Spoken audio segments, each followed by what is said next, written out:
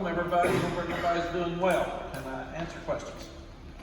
Mack, in what ways have you seen Dre Bly develop and grow as a coach? Are there any specific areas that you feel like he's kind of taken off in? Yeah, Dre was, he had a lot of experience with the pro camps, and he always went to a pro camp and worked, and he coached kids, younger kids.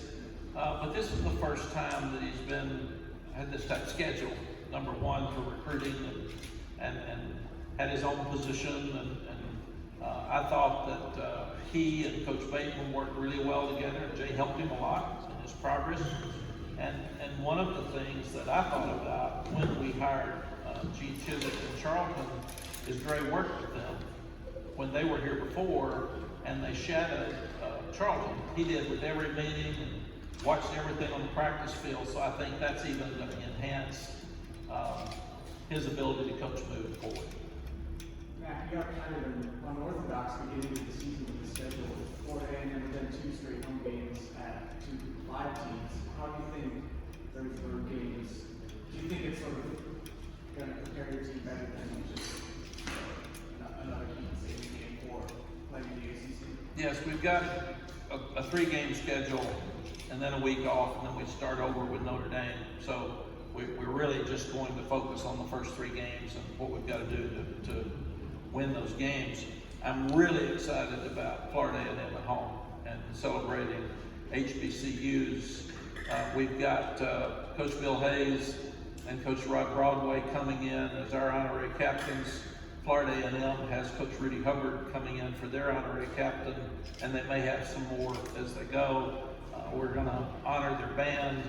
We're going to honor the black fraternities and sororities on our campus. There will be a lot of different ceremonies that are going on for that game, and it'll be a highlighted game on ACC Network at 8 o'clock at night. So I'm really excited about starting the season in that fashion. Going to Boone, they've done as good as anybody in the country, and it's really hard to play up there. And the same with Georgia State. They had their best team ever. They beat Tennessee a couple of years ago. They ended up really, really strong. They've got everybody back. So those will be 3 really tough games for us to open up with, and we'll know who we are after week 3 because we've got a lot of question marks. Coach, you guys going through a lot of change since last year. You talked about the things you didn't like about the way last year went. So now that the spring's over, you're into summer. I mean, how are you feeling about how everything's gelling together, from the new staff members to the big change in quarterback? Everything I didn't like about last year, so far I like about this year.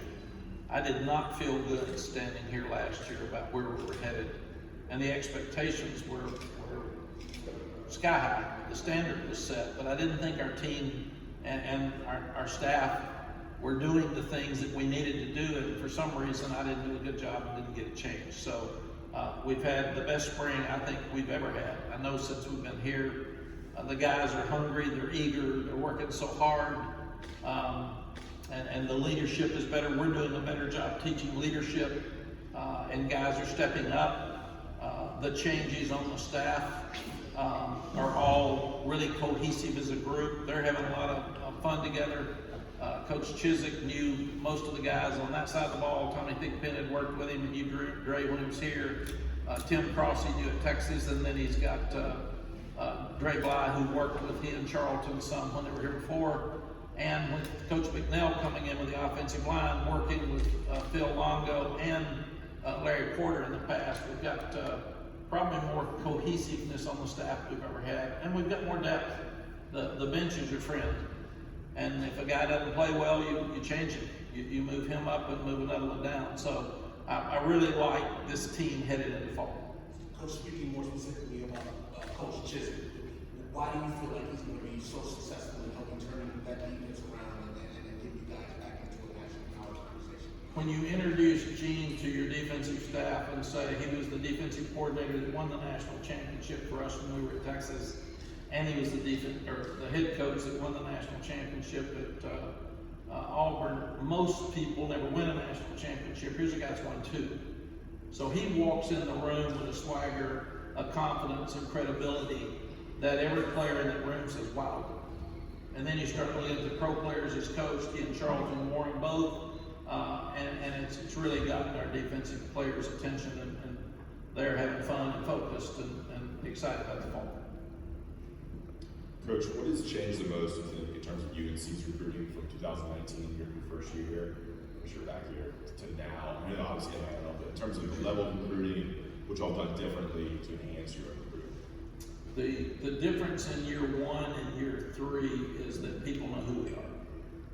We have 3 years to show that we can be good and that we can play with anybody. We exceeded those expectations first year, exceeded them second year. We fell short last year. And everybody understands when they walk in this building, everybody in this building knows that we should have been better last year when we weren't. So recruits hear that, they feel that, they want to be part of something good. We've got a huge facility plan moving forward over the next couple of years. Kids want to be part of that. So we didn't have that when we first got here. So I think because we have a track record, most of our coaches have stayed. We've lost 3 coaches in 3 years. So they feel like we've got stability. And they like the players on our team, and the players that are here are happy. We didn't have any of that the first year. We had some of that the second year because the players didn't even know us. When we got here, we were all learning each other. So I think that the biggest thing right now is everybody knows who we are. And that's the thing. Everything's in place. The academics are in place. Having 1,000 on the APR when 1,000 is all you can get. And there's only 4 universities in the country that have it. Sends a great message to parents when they're coming in that their son will get his degree if he comes here. Secondly, we've got really good recruiting classes back to back, and we've got very good players, so they know they're going to have to compete, but they also know that they got a chance to win because they got really good players. And then thirdly, we've had a real consistent coaching staff, so without a whole lot of turnover, they know that we're hiring really good coaches. When somebody does leave, we have a few leave. So they feel like that our staff's going to be here, and they know I'm not leaving. Coach, what's the next step for you guys this year? Kind of had the program going on and upward trajectory. Kind of what are you looking for this season? We've done everything right here except win enough games. So the next step is to continue to work to win every game. And when people say, well, why do you say win every game? That's what we want. That's your goal. If you don't try to win every game and have that goal and the vision, then you can't do it. So what we've told our guys are your goals should be to be happy. Your goals should be to get a degree from North Carolina. Your goals should be to win every game and to better prepare yourself for life after football. Your dream should be the NFL. And that's kind of the way we are as coaches. We want to do all those things. We want to have a lot of fun. We want everybody to graduate. We want to win all the games. We want everybody better prepared when they leave here because that's our job to help them do that. And we've done all of those things except win all the games. And that's next. Mack, the last 3 years, I guess, at this time of the year, you do use our quarterback. When we know when we were competing there. Is there any way unsettled feeling just for you as a coach? Because that's a question mark who that guy would be, or do you just say, just let this thing play out and there's no sense of being unsettled at this time of year? What is just the emotion as a coach when it's not rock solid? Yeah. I try to keep things very simple. And to me, we had this same situation 3 years ago at this time of the year, so we didn't know who was going to be the starter. We thought it might be Sam, but the other 2 had more experience. And then it was evident after summer that players would come to you and you ask older players who looked good in the summer because we don't get to watch them.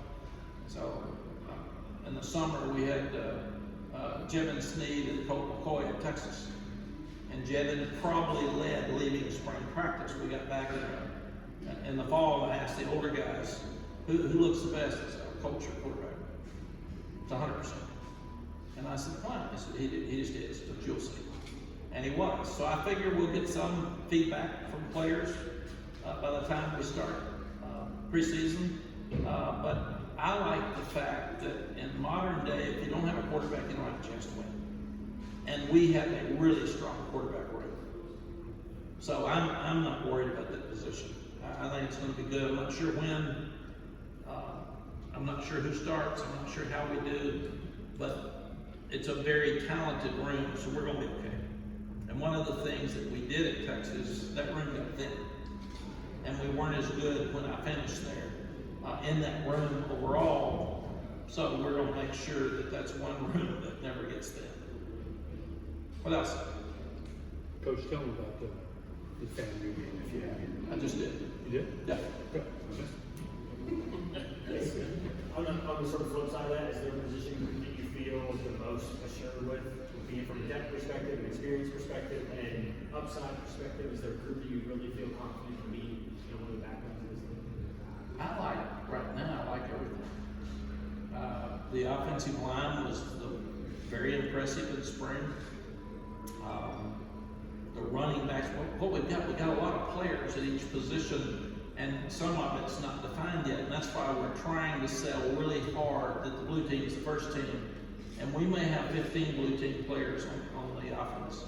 We may have 22 on defense, and the blue team is, it's defined by who you can put in the game at any time and not worry about money.